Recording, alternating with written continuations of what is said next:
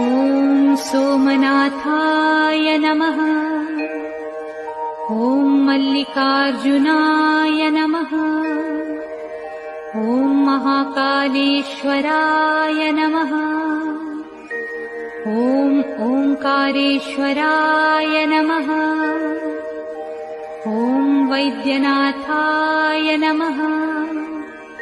ॐ भीमशंकराय नमः। ॐ रामेश्वराय नमः। ॐ नागेश्वराय नमः। ॐ विश्वेश्वराय नमः। ॐ त्र्यंबकेश्वराय नमः। ॐ केदारेश्वराय नमः। ॐ भुस्मेश्वराय नमः।